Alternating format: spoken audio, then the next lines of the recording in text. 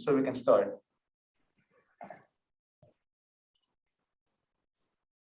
All right, we're live.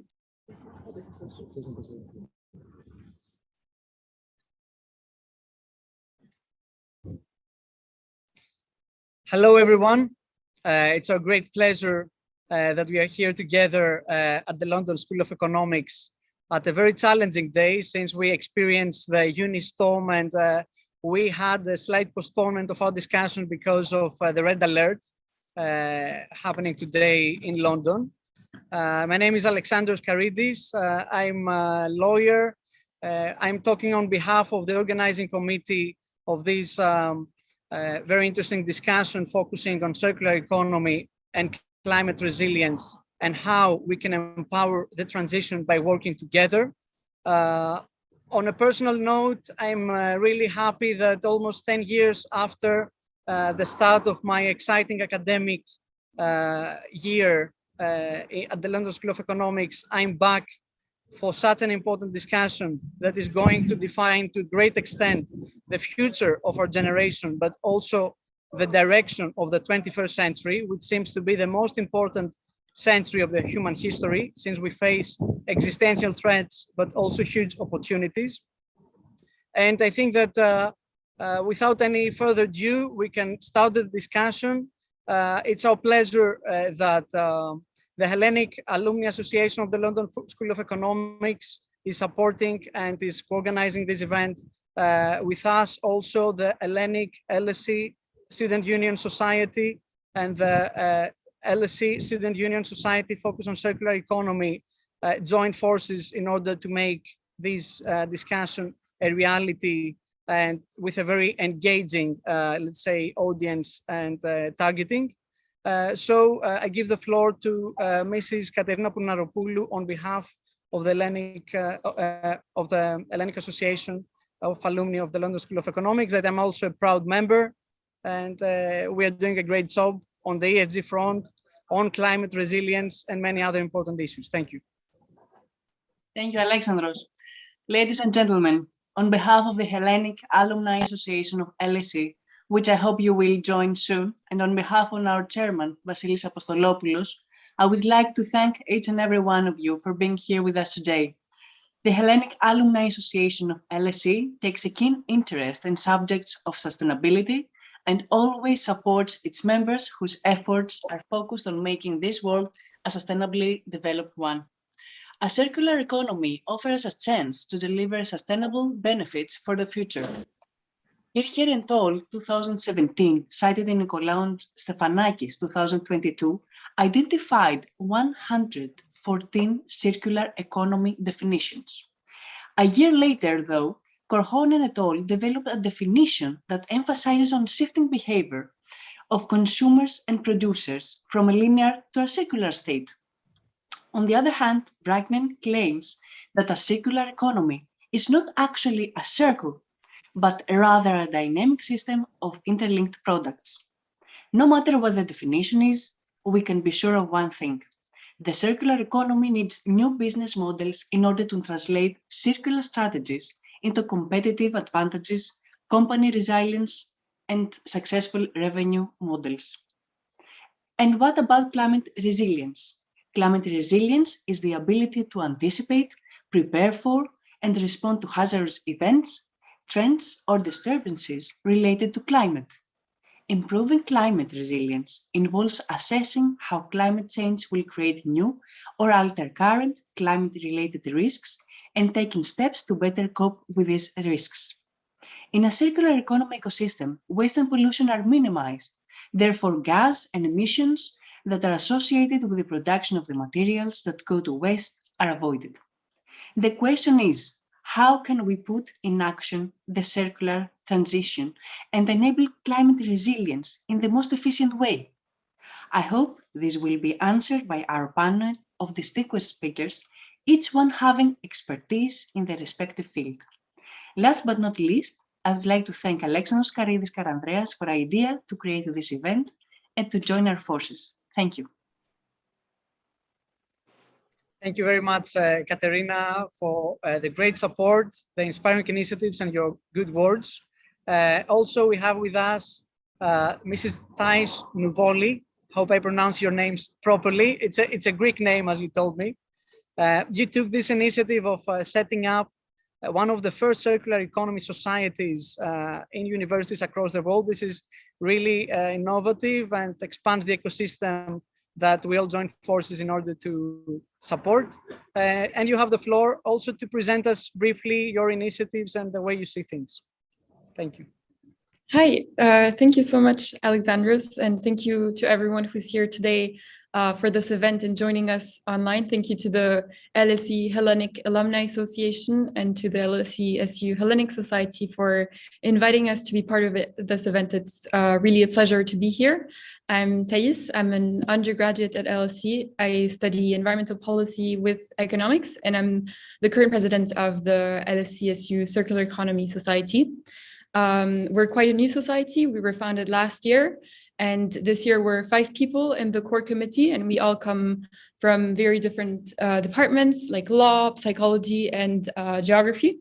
And since the society was founded, it's been all about bringing together students who are interested in the concept with varying levels of knowledge about it, to learn more about it through a range of events, workshops, and more hands-on activities. And our 3 main goals are to raise awareness about the circular economy and to promote the concept both at LSE and beyond, to build a network between circular economy professionals and LSE students.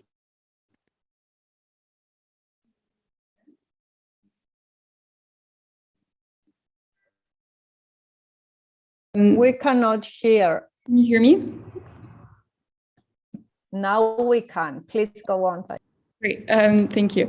Yeah, so as I was saying, another one of our goals is to build this network between circular economy professionals and LSE students, and to collaborate with other societies, institutions, and the private sector to allow our members to explore what a circular economy transition means, and in a wide range of different fields. So some of the areas that we've looked at, for example, have included the fashion industry, the food industry, and plastics. And we really generally try to engage our members to look at how we can change our own behavior to enable circular economy transition. So this event is really a great opportunity to take part in wider discussions about the potential of the circular economy for climate resilience. So again, it's really an honor to be here with you today, and thank you to the panelist speakers and the organizers for making the event possible.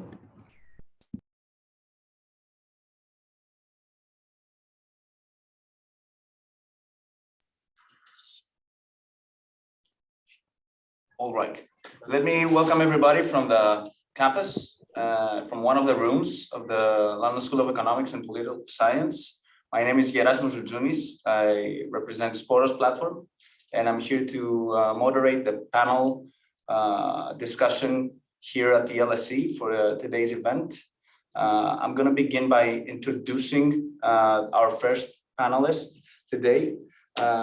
And one of the co-organizers of this event, Ms.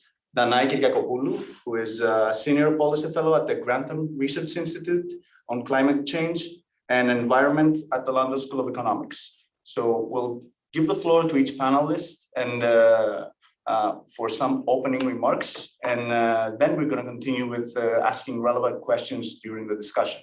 So let me give the floor to Danai. Thank you very much. It's a real pleasure to be here and to welcome everyone to the London School of Economics on behalf of the LSE and of the Grantham Research Institute on Climate Change and the Environment. It's a really special day that we're having this event about climate change and the circular economy today, when we have yet another extreme weather event in the UK. And also for us at Grantham, a very special week, having yesterday received the Queen Elizabeth Prize for Higher Education Institutions, which really comes to show how important climate change is now received at the highest levels by society, by economies, by policymakers. And it's really the new reality when we look back at what a year we've had and the extreme weather events that we've seen in Greece. I know we're hosted also by the LSE Hellenic Society with wildfires, extreme temperatures, but also all across the developed world, something that in the past used to be much more the reality across the developing economies. And we are in a really special place in terms of history, having just a few months ago behind us COP26, where a lot of decisions were made, and we are exiting also the pandemic crisis. So we are facing the dual crisis of climate change and of the pandemic. And in my identity as an economist, we're looking to explore how can we make use of these crises to recover more sustainably, to not just go back to the old ways of growth, but also develop more sustainable ways of economic growth and economic development. And very often when we are having those discussions, we hear a lot of pushback from the economic argument saying, well, but this transition is going to be quite expensive, isn't it? Do we have the funds now to pursue that? Is it something that, especially now in the context of the energy crisis, should we not just go back to our old ways, which we know can deliver? This is all the result of the climate action we're taking. And it's really important that we push this message that this is actually a positive story. This is a story of a different kind of growth, which comes with all sorts of benefits, not just the benefit of sustainable economic growth and development, but also better health, better prosperity, different ways of living, working, and developing economically. And that's where the circular economy agenda comes in, and it's a really big and important part of that. I focus more on the financial system and how financial institutions can support this transition. And that's also a very important part in the history of financial institutions and the finance that will be needed to deliver this transition. We have a great opportunity because it's rarely a time where we've had such consensus among policymakers from Paris to Glasgow to looking ahead to COP27 that really we are seeing most economies being united around the need to act. The science is no longer something that we are debating. This is something that we've put behind us now. We have the economic tools and the policies. We've done a lot of work on that now, and the Grantham Institute has done a lot of work on that among many other institutions. So we know why we have to act. We know what we have to do. And now the next step is how do we put the action in place? And that's where investment institutions can come in. And that's the huge investment gap that we're facing in all sorts of capital, in physical capital, in natural capital, and also recognizing that this is an important story of growth. It brings a lot of opportunities, a lot of new jobs, and we do not have to sacrifice the economic growth and development in order to address the climate transition. So I look forward to the discussion. I know we started a little bit late, so I'll be more brief, but I think there is a lot of contributions that financial institutions can make in that. So it's also excellent to partner with supporters for this event and the investments that can be made in both the mitigation of the climate crisis, but also recognizing the fact that even in the best case scenario, we are going to see very big changes in the way that we have to live and adapt in these new circumstances. So that's also where the circular economy can come in adapting to this new ways of new realities that the climate change is bringing. Thank you. Well, thank you, Danai, for this cohesive introductory remark, and congratulations for the Queen Elizabeth Prize. Weren't aware about this. I have nothing to earn from the credit. This was all my colleagues. I only joined this year, so. Well. But it's a tribute to LSE. We're really proud to have you and to be in the LSE that won this prize. So moving on, and as Danai said, we have spent a little bit of more time than expected to solving technical problems. So we're gonna move a little bit faster with the opening remarks. So we're gonna go now to Mauritius, where Mr. Polychronopoulos from Polygreen is right now based. And let me introduce him quickly. He is the founder and CEO of Polygreen, one of the leading companies Southeast Europe to offer circular economy, integrated, innovative solutions, and not only in the area of industrial waste, but also innovative solutions with regard to household waste. So, Mr. Polychronopoulos, thank you for being with us, and please, the floor is yours for your opening remarks. Thank you very much. Thank you for inviting me to this event. Actually, it happened for me to be here because we have a salvage operation with a vessel which went aground on a Reunion Island. It was caused by a cyclone, but cyclones are normal things in this part of the world. So I wouldn't say that it is caused to climate change. Our base is in Athens, and our international base is in Dubai, in Sharjah. So yes, I do come from the business sector, but we do have also a philosophy about things. And Katerina, you mentioned before that there are 110 more definitions about circular economy, but for us, the Greeks, it's only one, and it's dated 2,500 years ago. It's the motto, the Delphic maxim, Midan Agan, which means nothing in excess.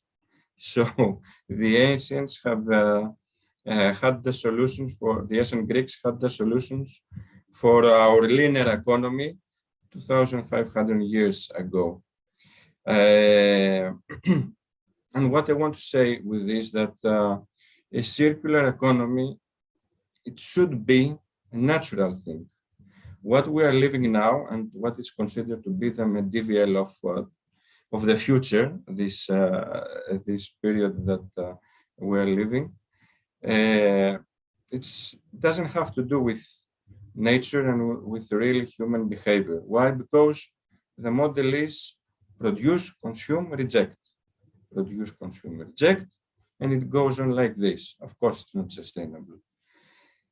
We are going through a transition, as you said before, from linear economy to circular economy. But what does this mean for people who are not very familiar with this terminology? Actually, what does it mean is to terminate a whole sector which is now named waste management.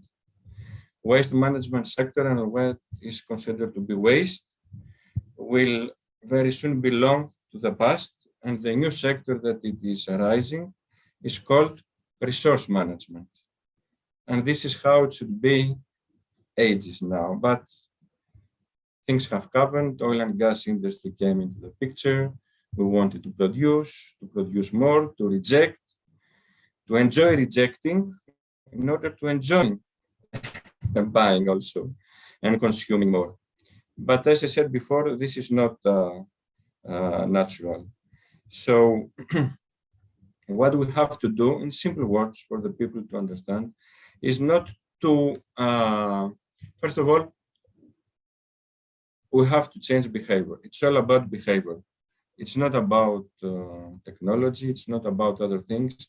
It's about consumer behavior.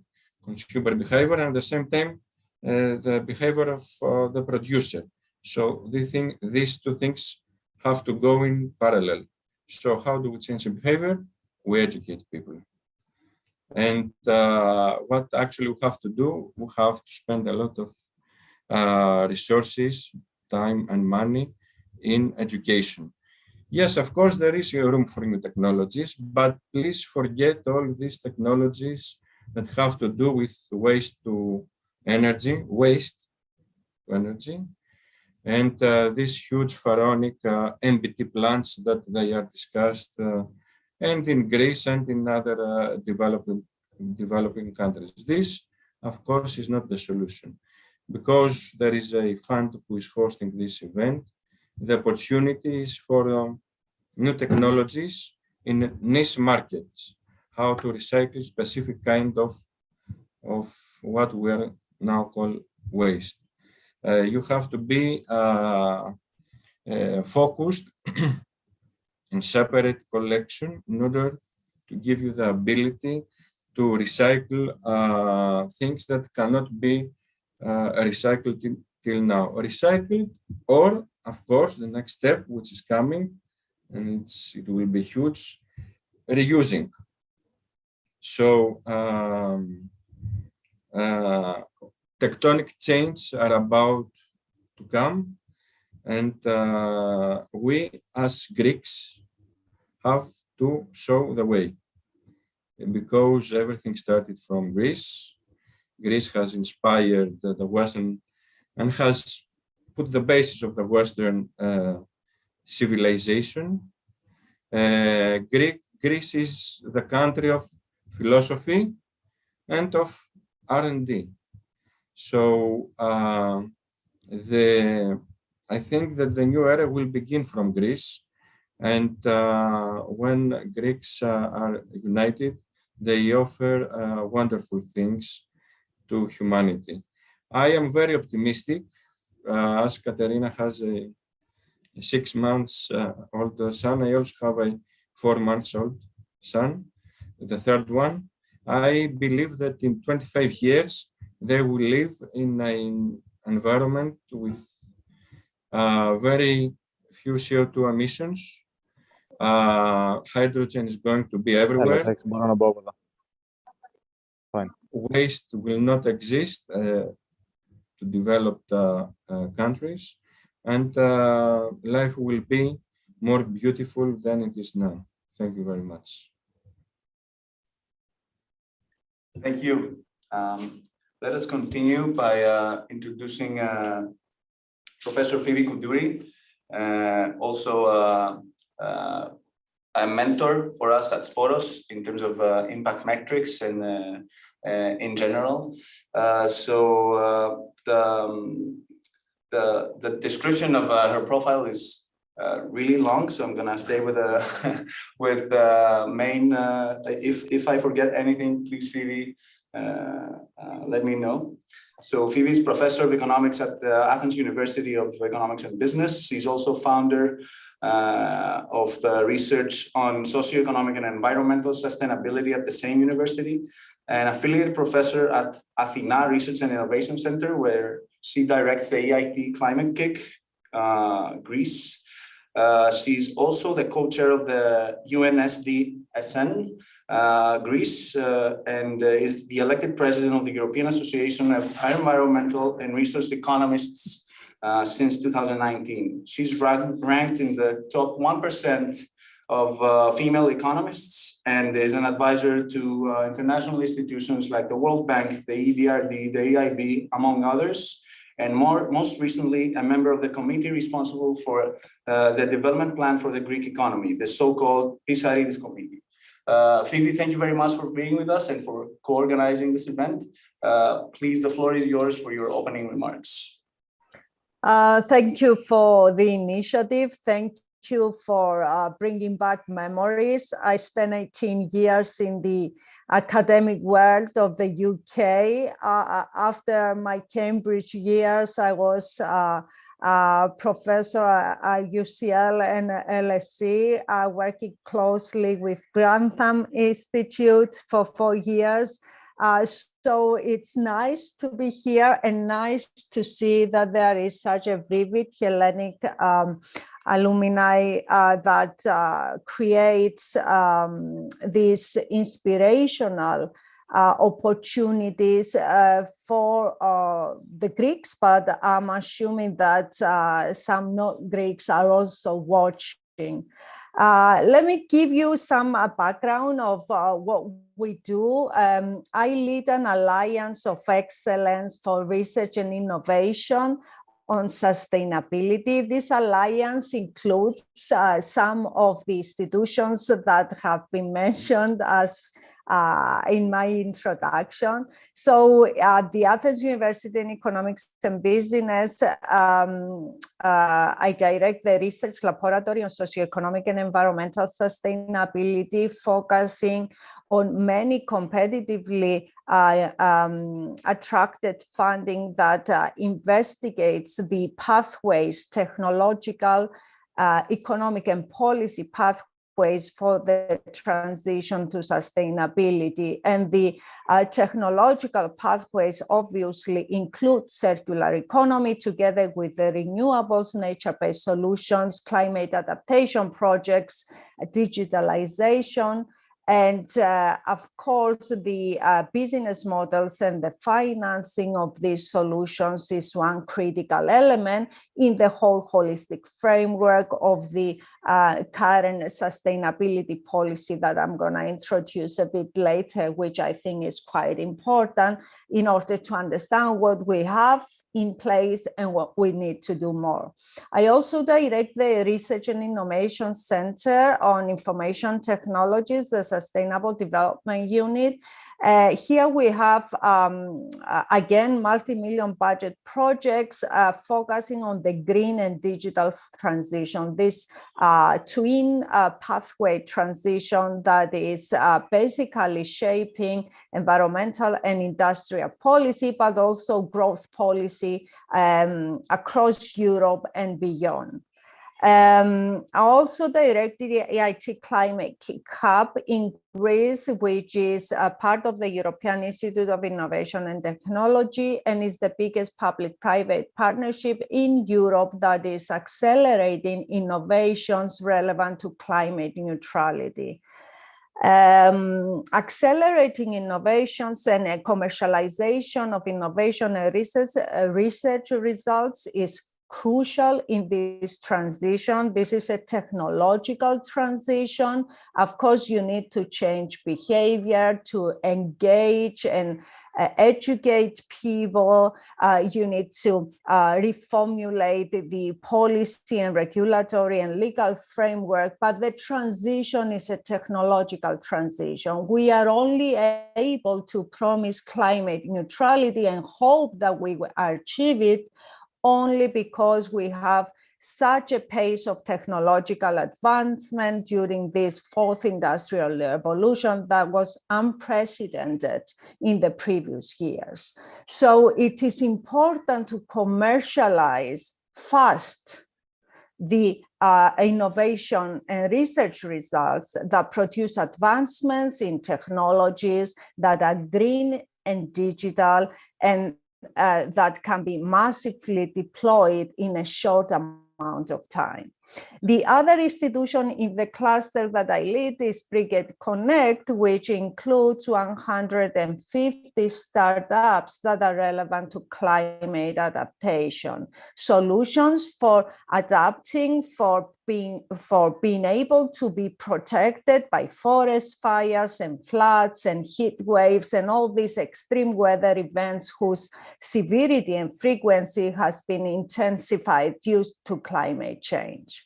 I also work intensively with the Sustainable Development Solutions Network, the global one. The head is Jeff Sachs at Columbia University. It includes hundreds of thousands of universities across the world. I am honored to lead the European Hub. Of course, I am co-chairing the Greek Hub as well, but I am honored to lead the European Hub with more than 400 university institutions. In this network, we try to deploy and communicate the research and innovation results that are relevant to the implementation of the SDGs, the 17 Sustainable Development Goals that are relevant to the sustainable interaction between the environment, the society, and the economy, and communicate these results to those that need to implement the SDGs, the politicians, the policymakers, the financial institutions, the businesses, the NGOs, the civil society. In our Alliance of Excellence, we also have two more networks, Water Europe, which is the basic technology and innovation platform for water in Europe, and I am leading the economic section, as well as Nexus Cluster, which is a cluster of projects mainly funded from the European Commission that works on water, food, and energy nexus.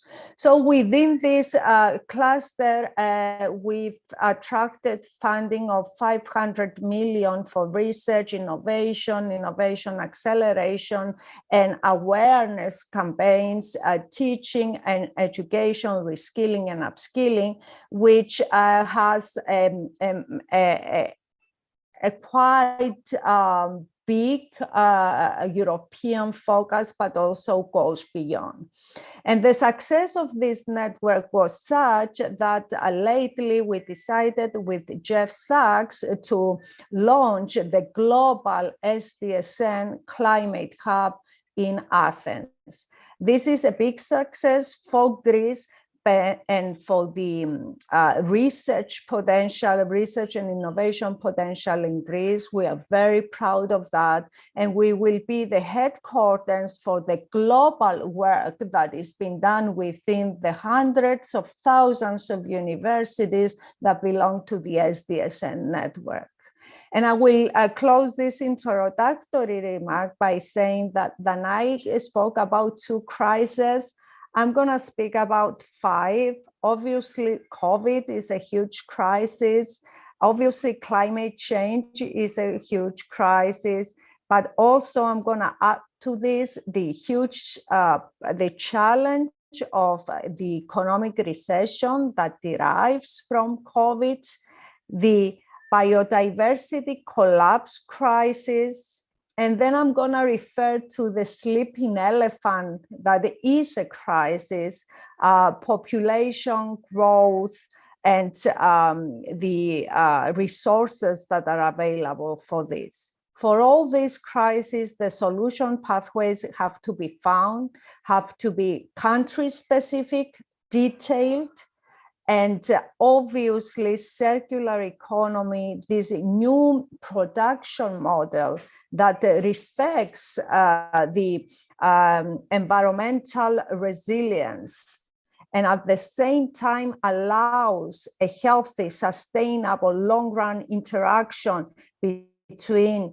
humans and the environment in a way that provides the endowment for current and future generations to continue their lives while sustaining the level of their welfare. It's crucial. And that is why I'm proud to be supporting the Sporos venture capital, the Sporos plant fund, because this is the first circular economy focused and SME focused venture capital in the Balkans. And it's important that it's circular economy, and it is important that it's SME, because the backbone of the European economy is SME. I'll leave it at that. Thank you. Thank you very much, Vivi. Let's move on to our next panelist, Thanasis Bakos, who is going to represent in the discussion today government institutions that are contributed to the advancement of circular solutions in the SME sector specifically. So Thanasis is Senior Manager of Policy and Strategy at the British Business Bank, which is the UK's government-owned business development bank, dedicating to helping SMEs address the challenges faced in this tight financial environment. So Thanasis, please go ahead with your opening remarks. Hello, everyone. Thank you for the kind introduction. Hope you can all see me and hear me well. Very happy to be here despite some logistical issues, and I very much look forward to a very nice discussion. Just a bit about myself. I'm a Senior Manager of Policy and Strategy at the British Business Bank. I look after the strategy for the bank's equity programs and investments. I'm a policy professional by background and previously worked for about 4 years in HM Treasury, which is the UK's finance ministry. What I would like to talk about today is, as Professor Kuduri said, the importance of investment in innovation in the transition to a circular economy and the role of the British Business Bank within that in the UK. But first, just to explain very briefly what the British Business Bank does. We are the UK government's economic development bank. We're a provider of debt and equity finance into UK SMEs. And we have programs that cover the whole range of finance needs of SMEs, from early stage debt with startup loans, programs, loan guarantees for larger SMEs, to supporting alternative lenders, to multi-million pound equity stakes in innovative businesses. The bank stock of finance has skyrocketed during the COVID crisis, as you can imagine, because the bank has been responsible for the delivery of the government's COVID loan schemes. So we've gone from about 8 billion worth of finance to SMEs to almost 90 billion within 1 year. So it has been a substantial period of growth for the bank and for its role in the UK economy. I wanted to talk about investment in climate change transition and resilience, because this is a very important part of what we do at the British Business Bank. And since last year, we've added a new objective to support the UK's transition to a net zero economy. And within that, we're looking at lessening our exposure to emission intensive activities and helping smaller businesses to reduce their emissions as well. But I think, coming back to the point of innovation, we want to continue to invest strongly in clean technologies that will help enable the transition. In fact, we have been investing already in that space, invested about 159 million since 2014. But I'd like to talk about a specific role that the bank has in venture capital, as this is something quite close to my heart, since I helped set up some of these programs. The lack of patient capital for innovative companies at all stages of the growth has been a big policy challenge in the UK and, in fact, across Europe. Fund sizes remain consistently smaller than in the US, and there were significant financing gaps at the later stages of companies' growth in particular. In 2018, the bank's venture arm, British Patient Capital, was set up to deploy a 10-year, 2.5 billion fund to address this challenge. And 7% of that is currently invested in clean growth, sustainability, and mobility companies. So British Patient Capital is supporting world-class innovations in sustainability, many of them targeted at the circular economy. And I'd just like to talk about one, for instance, one of the companies that we've invested in this area, which is Exemplar, which has spun out from research at the University of Cambridge and has developed an entirely new generation of materials made from plant proteins that replaces plastics. Its products are replacements for microplastics in home care products, and investment from British Patient Capital and its partners has supported Exemplar to expand their team and develop a new and ambitious commercial strategy. And the bank's investment in this area just shows the important role the public sector institutions can play in crowding in private patient capital to these important areas of the market and increasing the overall size of funding and the size of funding rounds that these companies can secure. And for those who are interested, there was a really interesting article in Bloomberg today about these programs in the bank, which I thought put this summary in quite a good way. Investment in new technologies, so throughout the life cycle of these companies will be key to achieve the technological transformation that we need to meet net zero and create a sustainable economy. And just as an example, the UN's race to net zero recently calculated the investment required to reach net zero to be about 125 trillion by 2050. And investment in the next 5 years will need to triple to get us to track. But if we see these investments materialize, by the time we get to 2030, most decarbonization technology investments could be better value than conventional emissions-intensive alternatives. So, and we have seen this with technologies such as wind and solar, which are now often cheaper than fossil fuel alternatives, but required significant amounts of public investment and creative investment vehicles at the start to crowd in private capital and enable the technology to develop and reach the appropriate scale. So we are still lacking innovations that would allow us to get to net zero emissions in all these areas, including in heating, industrial decarbonization, long-haul transport. But that just means that significant investment now will pay off and has the potential to significantly reduce the costs of meeting net zero. So I will stop there and look forward to the rest of the discussion. Thank you very much. Thank you very much, Thanasi.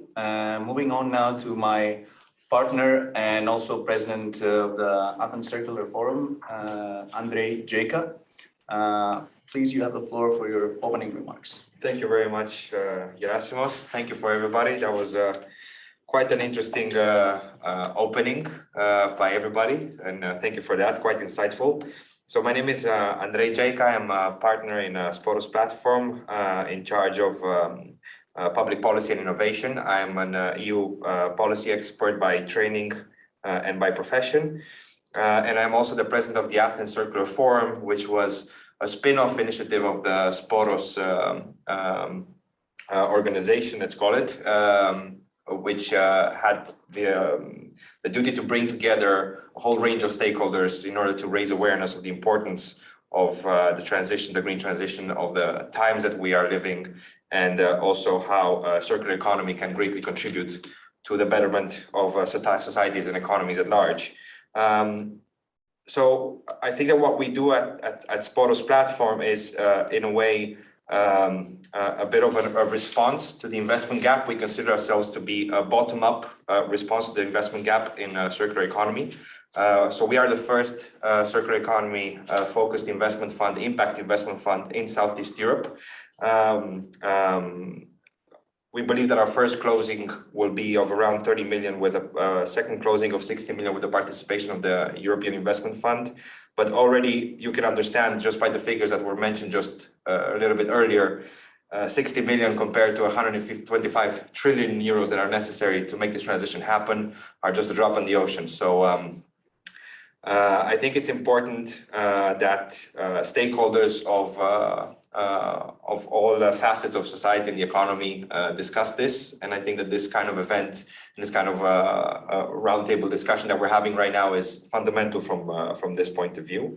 And in the Athens Circular Forum, I think that one of the reasons why it was so successful, especially in the first edition, was that we brought together such a diverse range of stakeholders from public institutions, research institutions, and organizations, private sector, market operators, because we all have different perspectives, and this is a horizontal societal challenge that needs to be tackled holistically. Otherwise, it risks either delaying the positive effects that we want to see, or even derailing the project completely.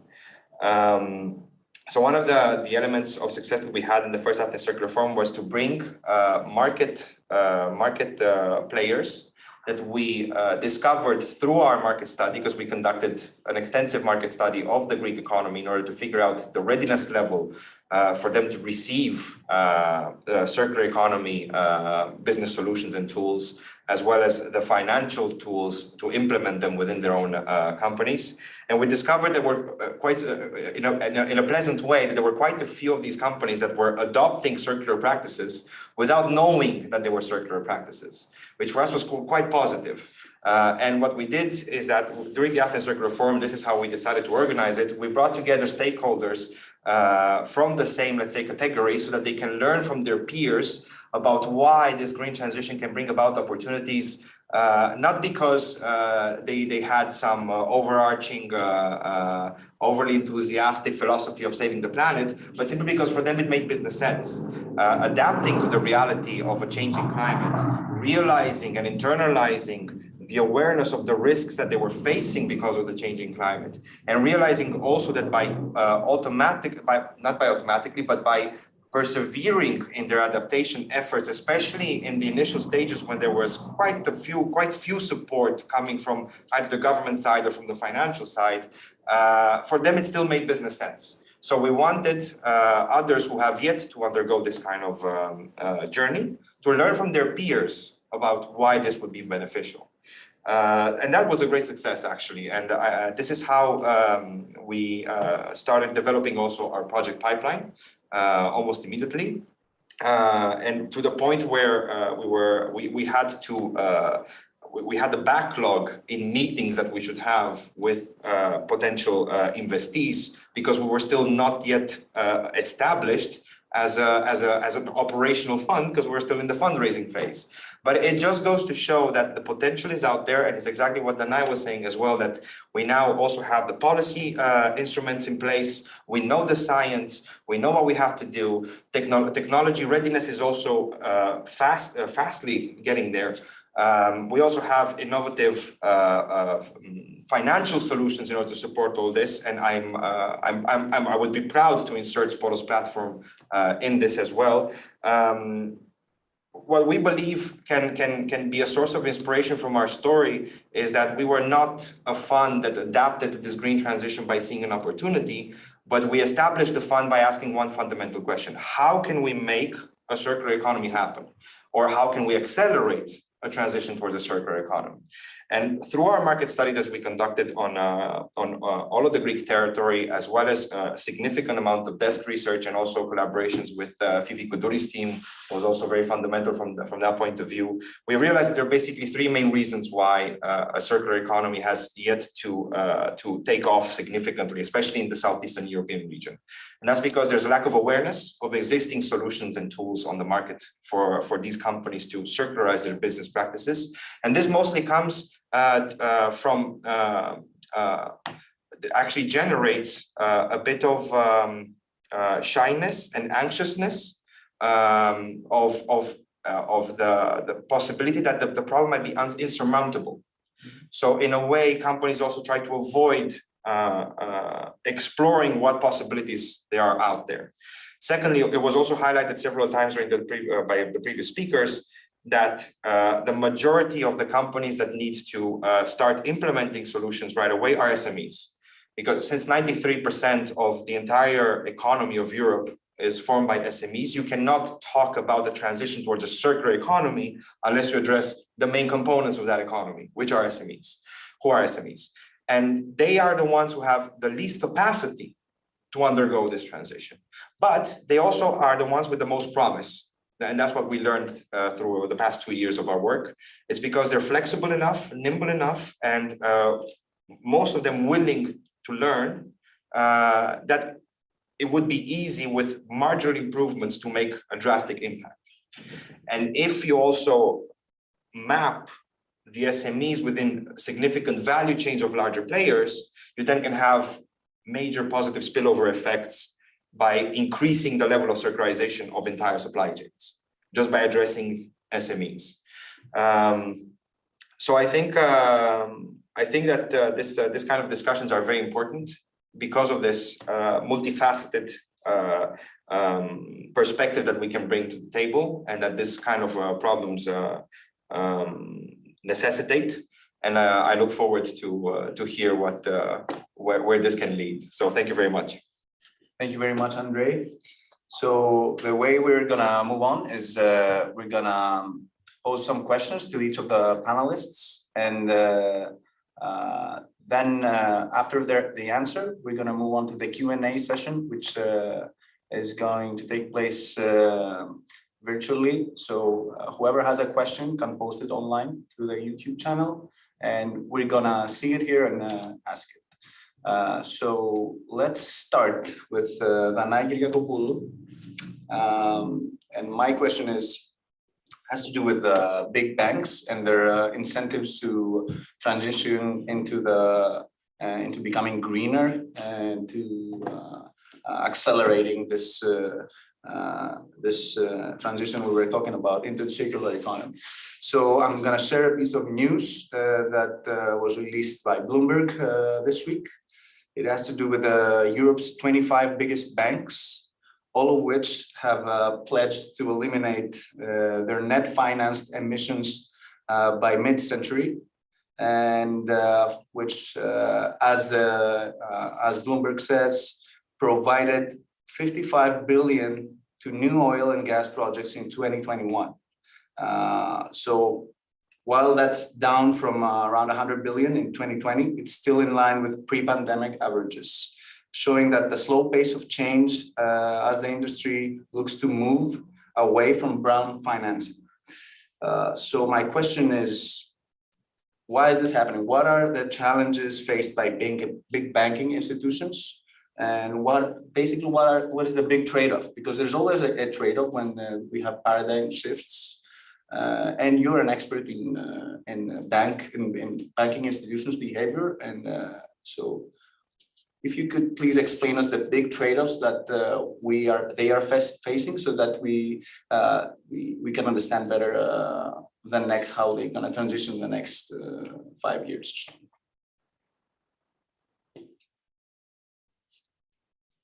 Thank you very much, and it's been fascinating to hear what everyone has had to contribute, because I focus on the financial system, but the real economy is the one that really has to deliver this transition. And what we've seen so far is that a lot of the regulation, the policies has focused on how banks direct capital, which is of course very important and much needed, but banks finance the activity that is happening in the real economy. So we really need to see that shift happen so that banks can shift their portfolios as well. And I spoke about, we know what we have to do, we know how we can do it, but there are still a lot of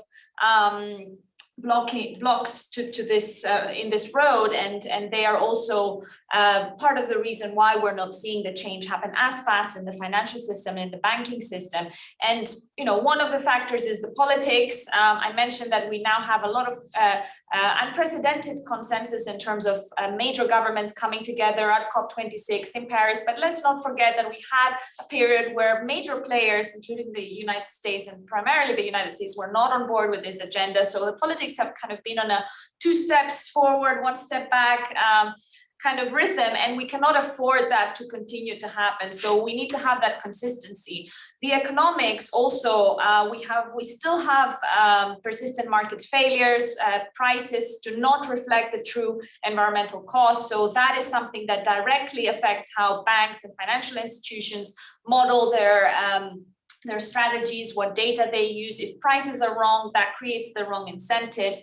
We also have issues of political economy. So still a lot of governments are dependent on fossil fuels, for example, revenues for their political capital in terms of how their popularity and their votes. And we have to find ways that when this transition happens, that does not mean that in a similar way to what happened with globalization, where even though it was something that was delivering positive net benefits for everyone, the winners and losers were not, there were winners and losers, and that meant that we had to take a step back, and we had results of my country first type of policies. We cannot afford to have the same with climate action, because unlike globalization, the stakes are existential here. So I think we need to be really conscious about how do we deliver this transition, communicate that this is a positive growth story, that it is an opportunity, as we just heard, and that this is something that absolutely we cannot sacrifice. Now, for the banks, when the whole sustainable investment themes emerged, I think for a lot of financial institutions, it was more a question of managing reputation risk. It was more a question of window dressing and of showing that we are doing something. And there is still some of that to an extent, and we call it greenwashing in the world of financial institutions and green finance, that you can be shown to do something, but you're actually not really acting. It's more the show.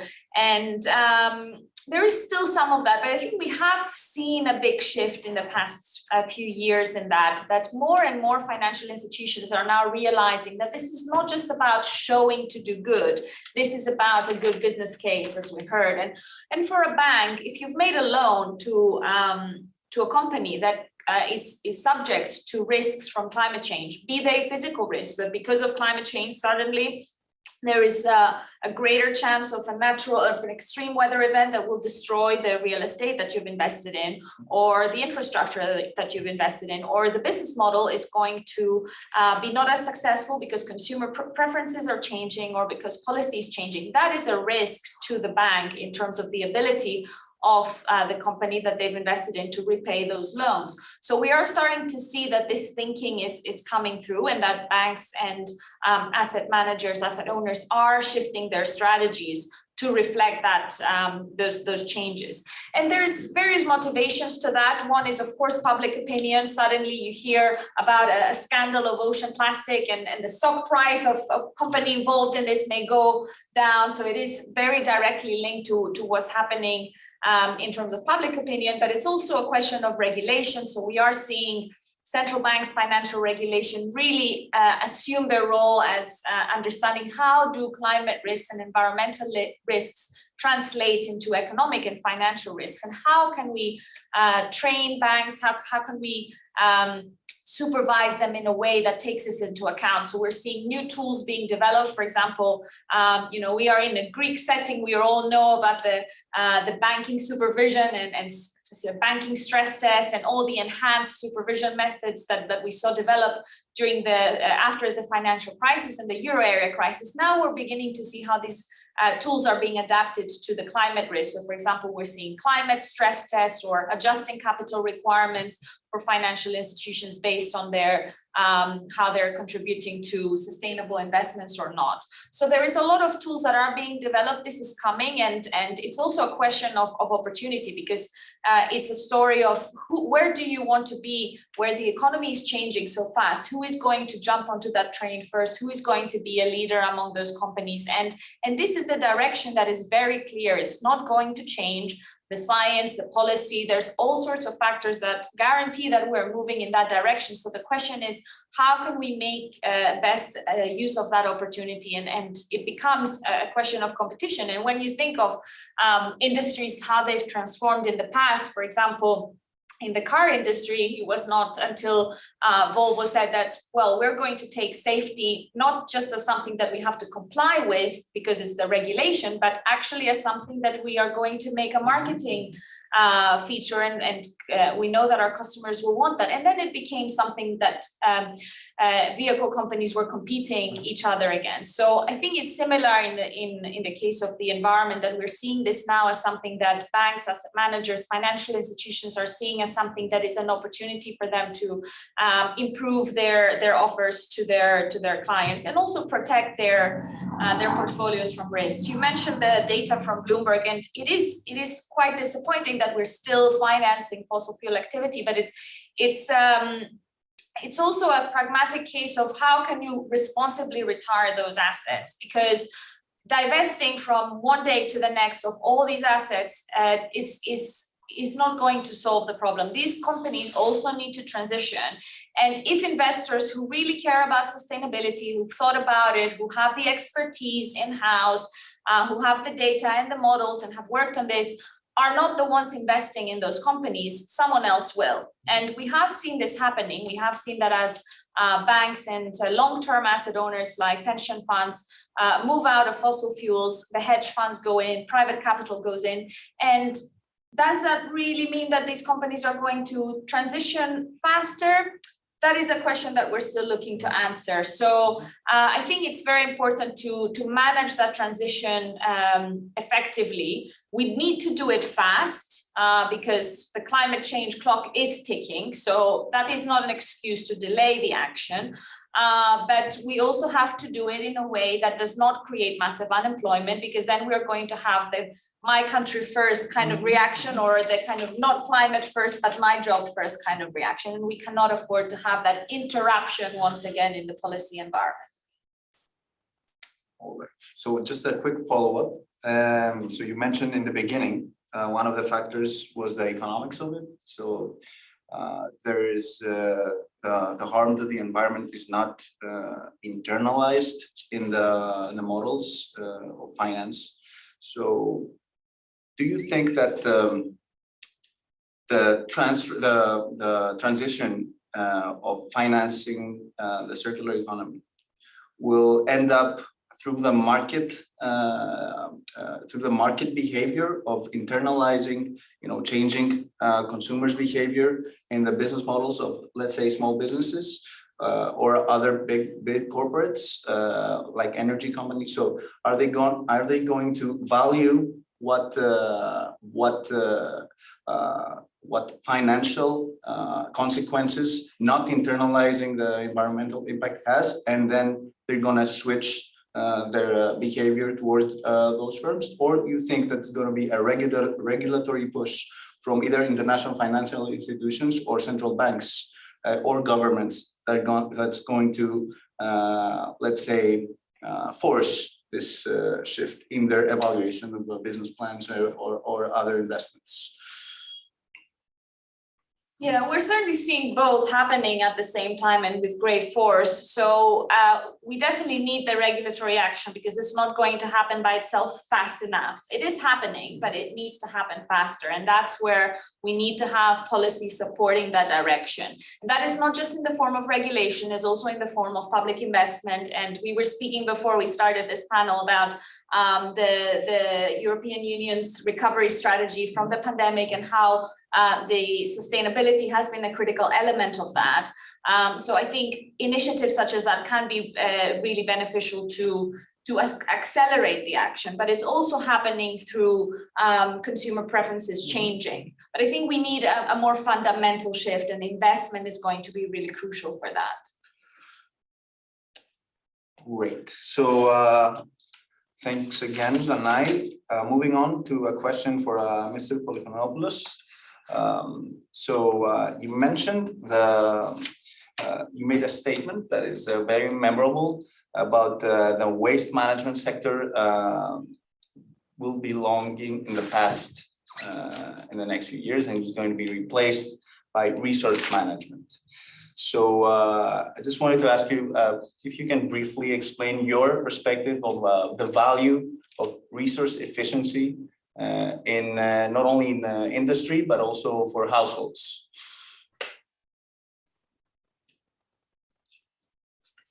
The issue is that till now we are used to the existence of what we're calling waste. In circular economy practices, as I said, waste will no longer exist as a substance. So all the materials that we are using, that is going to be channeled through a process where they're going to be reused or recycled. And this is where we have the resource management in a way that we don't need to extract raw materials anymore. Unfortunately for the oil and gas industry or for the mineral industry, because we are going through recycling and reusing to cover our needs. And in order to achieve that, we do need new technologies for recycling. We do need new logistic systems, which are more household friendly. And we do need digitalization methods and processes to become an ordinary part of our life. So we are facing, as I said before, tectonic changes, and as the circularity gap report has shown when it has been presented at the World Economic Forum, circular economy practices can reduce CO2 emissions by 40% till 2032, which is huge. I repeat it, it's huge. So if we focus on that, then we will be very successful, and older generations will be very, very happy to see in the conditions that the younger generation are going to live in. Thank you, Mr. Polychronopoulos. Just a follow-up question regarding the islands that you are working in. So islands serve as a great basis to experiment with closed loops, which are very essential to achieve a circular model. Could you please expand on your activities, your very innovative activities in the island of Tilos regarding your initiative that is called Zero Waste Islands? People are hearing zero waste islands, and they are confused because recently, and Greek government policies, but also other countries' policies, they use an innovation of putting a photovoltaic or of wind turbine in an island, and suddenly the island becomes a green island. So in our case, it's not like that. In our case, we go deeply in details, and we are targeting to, as I said before, and to those who paid attention in my position before, in my statements, it's all about behavior. We should target to behavior. So this is what we are doing in this island in order to change their behavior towards waste. So, as you can imagine, bins are being removed, less waste is being produced, more collection, more selection of resources is being made. And I'm pretty sure that the result is going to be very impressive. And of course, it is going to be scalable also, because this is what is of our interest. To start with an island of a community of about 800 to 1,000 people, which experiences a high touristic area of about 20 to 30,000 tourists, and to scale it up to a country level. Of course, not to to Greece, where we have we have a lot of argues about and arguments and fights about where, in which city to do what, which method, and we're still for obtaining our goals for recycling. But in other island countries all over the world with fewer population, that can be very, very attractive.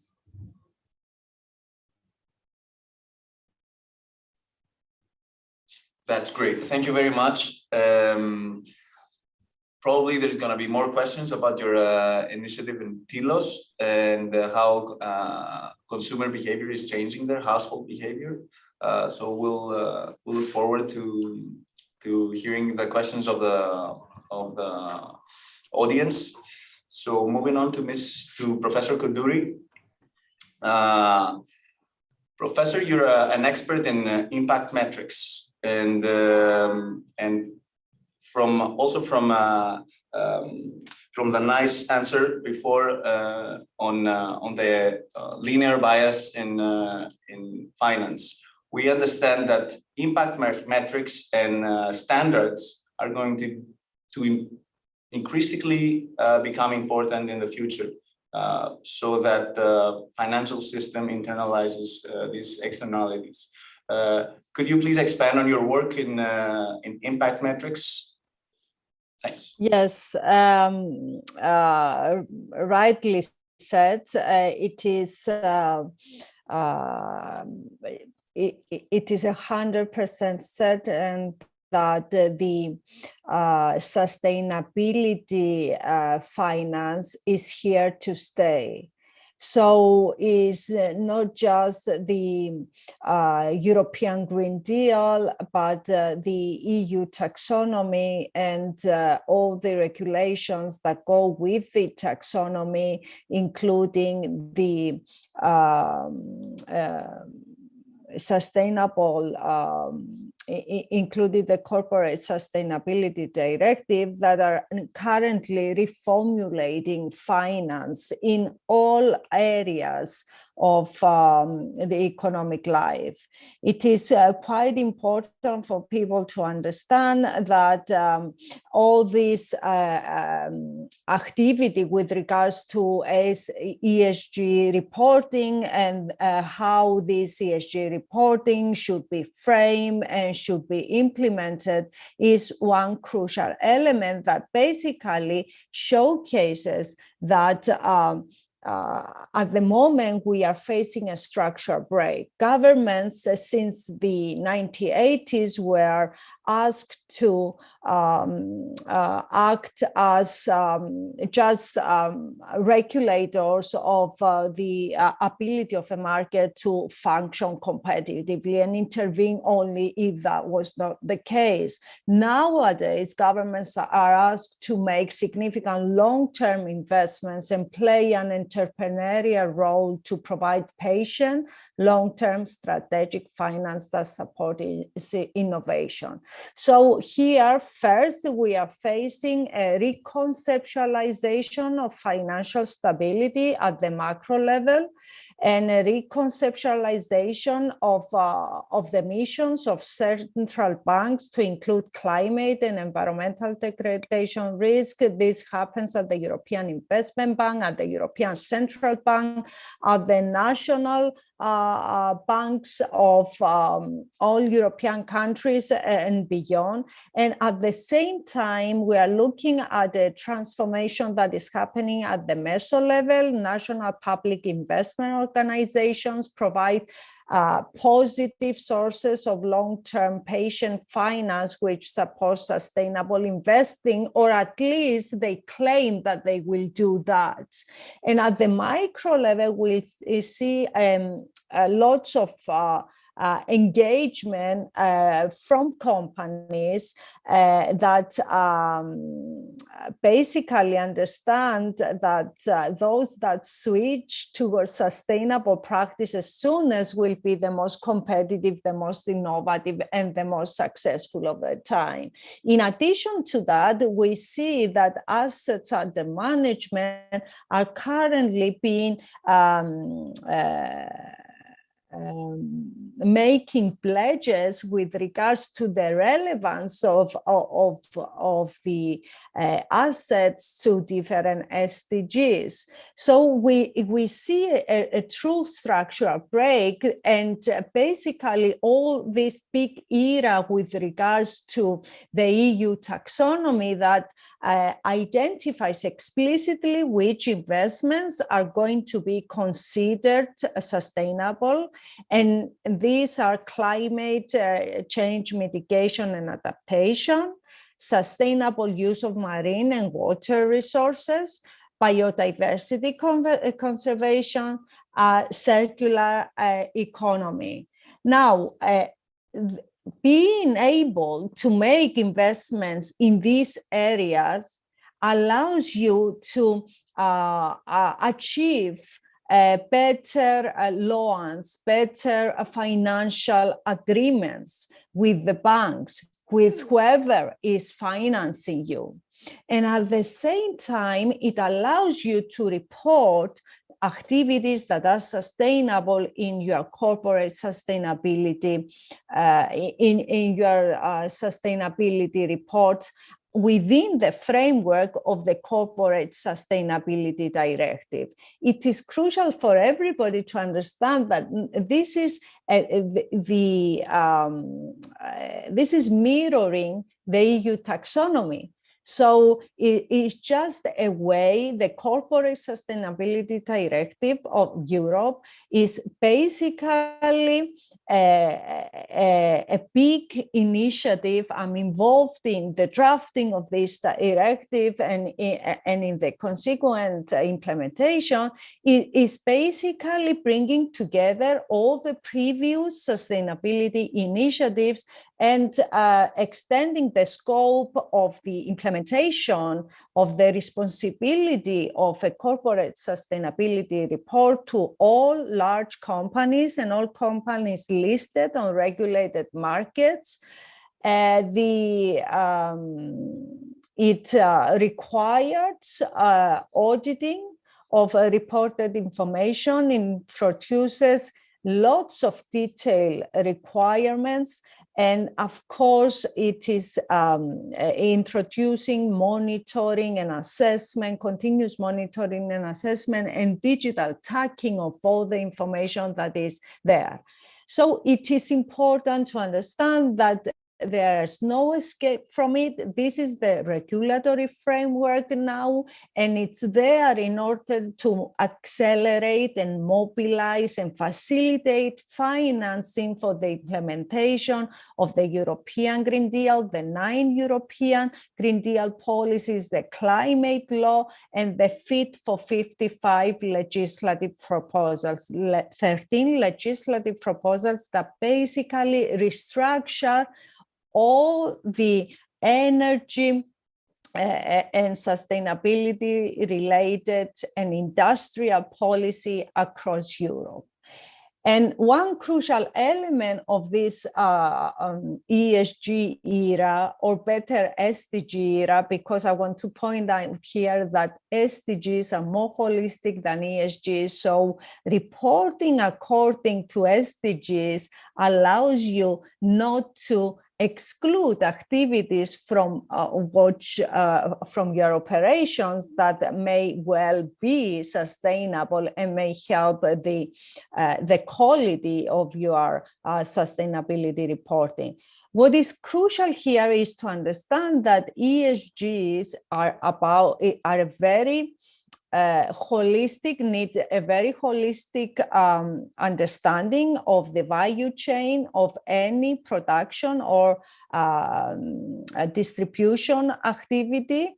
And it is important to be able to monetize the impact, the social and environmental impact of your company, which is not traded in markets. And this is what we are doing with Sporos platform, because it derives from 25 years of my research in monetizing the impact, positive or negative change in the footprint of the value chain of a particular company on the environment and the society. And not only monetizing those, which makes explicit the benefits that they bring and makes explicit the profits that they may bring for the particular company, but also benefits to be diffused to the rest of the societies, and hence having a claim for subsidization. So not only you monetize the social and environmental impact, but you make it, you unify this with financial impact. So we are beyond, we have to stop thinking about two metrics for companies, the financial impact and the impact on people and the environment. We need a hybrid metrics, and this is what we are doing, a hybrid metrics that reports both the financial performance of a company, the environmental performance, and the social performance. Everything monetized, everything to be incorporated in multi-criteria analysis, cost-benefit analysis, financial analysis, and help become a real tool for identify a business plan that is sustainable, and sustainable means profitable, environmentally resilient, and socially and allowing social cohesion, creation of jobs, and positive growth multipliers. So this is what this venture capital will have in its operations, the ability to monetize the total impact of a company in a hybrid metrics of financial, environmental, and social impact that respects totally the requirements of the Corporate Sustainability Directive and the EU taxonomy, and hence a full implementation of ESG. Thank you. Thank you, Professor Kuduri. Just a quick follow-up on the last part of the hybrid. Sorry, Gerasimos, to interrupt. Excuse me, I have to leave because, as explained before, we have ongoing operations here in Mauritius. Okay, thank you very much for the opportunity that you gave to me. The panel is fantastic. Please, thank you very much. Thank you very much. Thank you. Good luck, Thanasi. Good luck with your operations. Take care. Thank you, Fifi. Thank you. So, Professor Kuduri, I just wanted to follow up on the hybrid metrics. To what extent do you think that this method of monetizing the environmental and social impact along with the financial impact can be standardized and applied throughout the advanced, at least the advanced economies? The idea is that it has to be standardized, and even we're even developing tools, electronic tools that will guide companies in terms of implementing this hybrid method.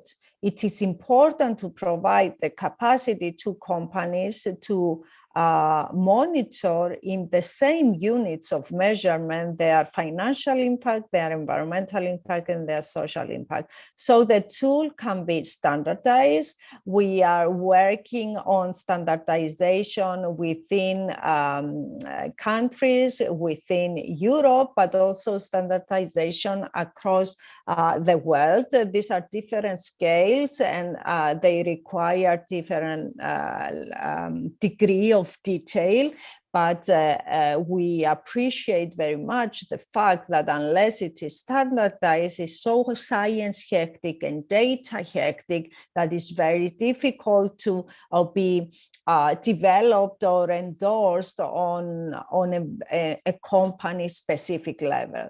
So the idea is to have a standard general tool that allows you to follow the processes that you need to follow in terms of data acquisition, monitoring, real-time information, KPIs calculation, so that you can implement this. And then when you have a specific company, for example, in Sporos fund, when we have a specific company, then this standardized tool will be refined according to the requirements and idiosyncratic features of the sector of the company and the specific company itself. So it's something very useful, it's something science hectic and data hectic, and I would say quite technical, but once it is standardized and once you have you develop the relevant capacity within a company, even within a nation, through upskilling and reskilling, then it provides you with the understanding that really allows you to implement ESGs, because ESGs is a very, very demanding framework. And unless you have the common units of measurement for the different elements of ESG and make them comparable to the financial performance of a company, because without profits, you don't have a company. Unless you do that, it is really not serious to say that you are committing to ESG implementation and performance. Thank you very much. I'd like to ask some questions to Thanasis Bakos. So Thanasi, you mentioned earlier in your opening remarks your efforts to encourage investors to participate in firms that have business plans that involve circular innovations. So I would like to ask you, from the investor's standpoint, what do you think are the main challenges to supporting such business plans? Yeah, thank you. Thank you for the question. I mean, the challenges facing investments in say, highly innovative climate and clean technologies, such as example that I talked about earlier, are very similar to those facing other R&D intensive startups and scale-ups in general. So such as in quantum computing, for example, or life sciences. These are inherently risky investments because they require high levels of investment before they produce a return. And the development cycles are typically longer than for other scale-up companies. So for example, software or fintech companies. So if you don't have a deep pool of risk capital, so large funds being able to write big checks, that acutely affects these R&D intensive companies because of this long and costly technology commercialization timeframe. So it means that there's large amounts of patient capital which are required.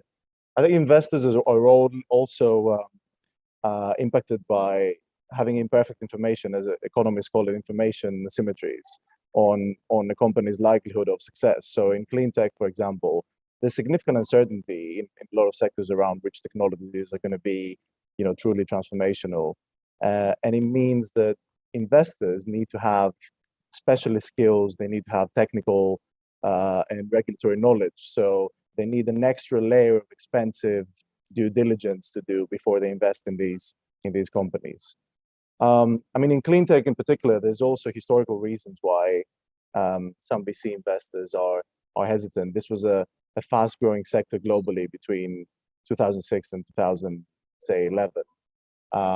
And there was about 25 billion of venture capital poured into that sector, and about half of it was lost. But now things are different. So I think now the questions that companies are the issues they're trying to address, the technologies are much more mature. The wider policy landscape is much more mature. And in fact, VC investment and interest in climate tech has skyrocketed in recent years, especially last year. I think it's doubled. There's, the challenge is that there's still some worrying signs. I think investment is heavily concentrated on the winners. So about 5% of startups would capture maybe like 2/3 of climate tech VC funding.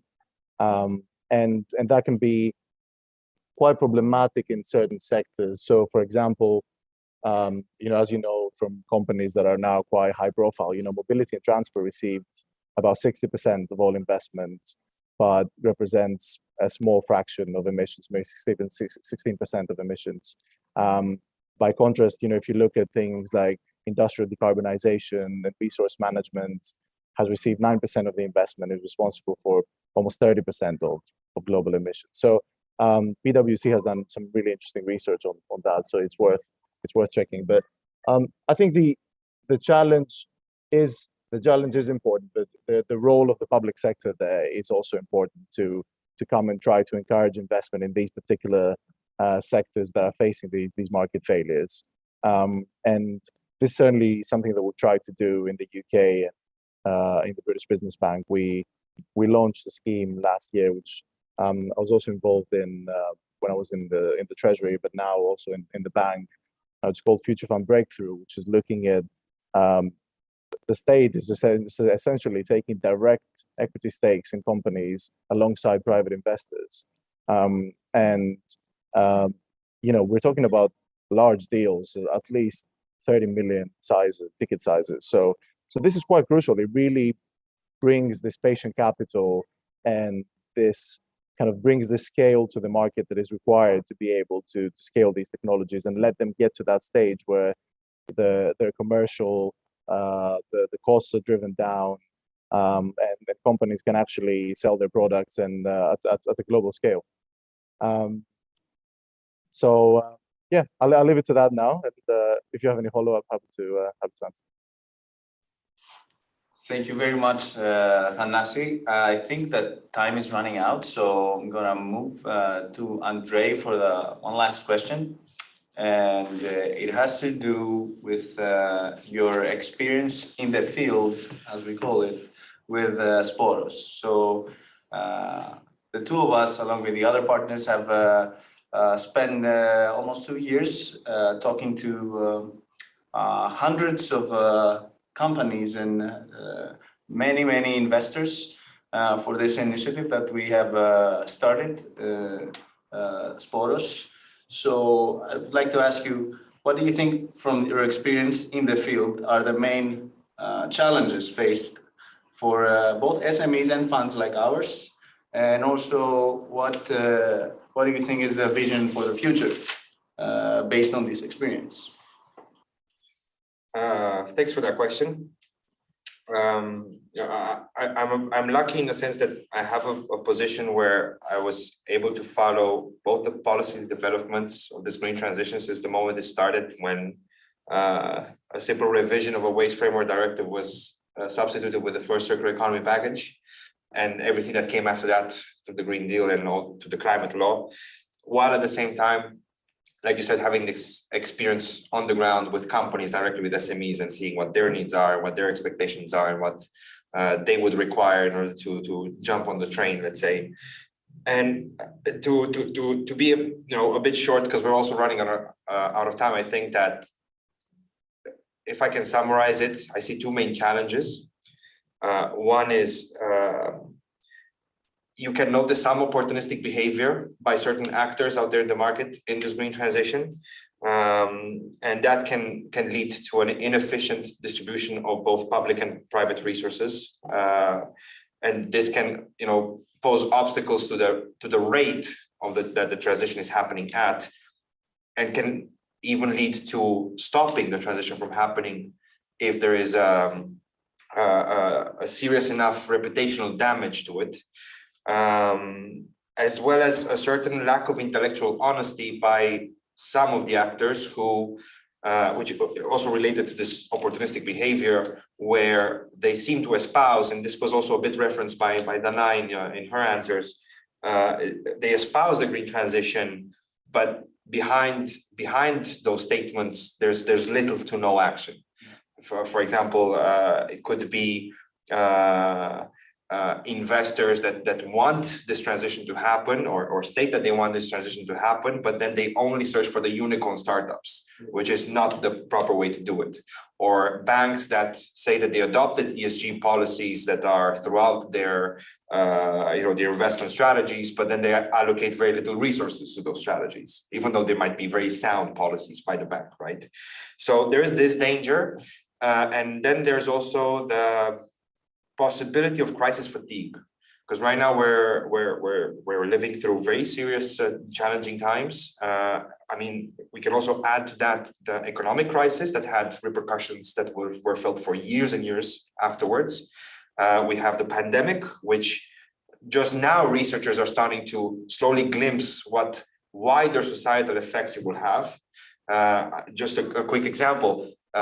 From a psychological perspective, the best research that we had on long-term isolation came from space mission studies, right? Like, what would happen if we close 6 people in a small environment for 6 months with little to no connection to the outside world? So that was the best that we had in terms of research of what happens with long-term isolation. And now we had entire societies being closed in long-term isolation, and this huge and rapid transition to the digital world, including by people and by age groups that were previously excluded. So all of this will have reverberations and repercussions that are very difficult to predict right now. And there's also the pandemic fatigue. There's also, from those limited studies that we had before, it's clear that people become more apathetic, more angry, more prone to let's say, not exactly rational market player type of actions, right? So this is also an element of danger in terms of the green transition. And if you put all this together, and the fact that what happens in these 10 years, not in the century, what happens in these 10 years will determine literally the fate of the human race, because it's not just a question if we can make this transition. It's also the question, can we do it in time in order to not go beyond 1.5 degrees? Because we have a benchmark. We have a finish line that we need to reach. We need to do certain things by 2030 in order to avoid a warming greater than 1.5 degrees.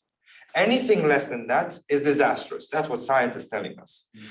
So I want to insert here also the tensions on the Ukraine and Russian border, which quite frankly, this is the worst decade that could have happened. So you see, there's so many things at play, so many variables, so many unknown variables. while the parameters in which we have to operate are very narrow. But what gives me hope for the future, and this, I think, discussion that we just had is an example of that, is that there is a willingness and a vision by multiple stakeholders from across the board for a public-private type of partnership between different types of organizations of different nature that is, from at least to the best of my knowledge, unprecedented. And I think that is through this union of sheer force of will and knowledge and expertise and technological development and financial resources being given now, also thanks to the pandemic, this was accelerated, right? From companies, from consumers, from the activism and the fact that the drivers behind the green transition are very solid. This gives me hope for the future, despite the narrow parameters in which we have to operate. That was also very inclusive as an answer. Thank you very much, Andrei. Before we close, I'd like to follow up on your answer with a question to Danai. Do you think that the role of international financial institutions in this this decade of high stakes that Andrei described is going to be more important compared to past crisis management situations, like for example, the World Bank and the IMF were created to for the recovery after World War II, and there's some institutions in Japan were created after World War II that helped accelerate and recover their economies and the big advanced economies from devastated such devastated situations. So do you think that the role of international financial institutions like the World Bank, the IMF, even the ECB is going to be more important now than in the recent past? Thank you. So I have the last word. Yeah. I'll be really very brief. I think multilateralism is really crucial. It's going to be even more important. Andrei touched on the geopolitical dimensions, and with climate, we haven't seen even the start of it. When you look at the climate-related migration pressures that are going to develop, for example, climate-related conflict. So we really need multilateralism in this approach, internationalism, and these institutions, yes, we absolutely need an IMF 2.0, a World Bank 2.0, and these institutions are rediscovering how they can adapt their tools and their practices to address this crisis. So we are seeing, for example, the Article 4 missions of the IMF that, again, everyone from Greece will be very familiar with, how they can look not just at the macroeconomic environment, but also at the climate outlook. When a country is hit by a natural disaster, its funding costs are becoming much more, funding access is becoming much more difficult. So we are seeing these institutions explore their new roles, but at the same time, the main fault line at COP26 was a tension between developed and developing economies, and we need to see and move beyond that, because it's not just about having enjoyed decades of growth without internalizing the environmental costs as developed economies have done, and now expecting of developing economies to shift to a completely different model without support. So that's where these kind of institutions like the World Bank and other development banks can make a difference in supporting developing economies to develop in a much more sustainable way, which will create a more prosperous economic realities for them. And do you see room for that happening anytime soon? I think a lot of work is being done. We have a huge opportunity now with the Indonesian presidency of the G20, the German presidency of the G7, and then moving to Japan at the G7 and India at the G20. I think we have, of course, the tensions between China and the West, which is going to be a big challenge in that respect. But I do see the glass half full. So, with the glass half full, I'd like to thank everybody for joining this discussion. We are very happy that we managed to organize this event in the middle of a storm that hasn't happened in Britain in the last 30 years. So I think this is also symbolic that the climate crisis is already here. And also on the positive glass full perspective, circular transition has already begun. Thanks again. Happy to organize another event in the near future. Thank you very much. Thank you. Thank you for inviting us. Thank you.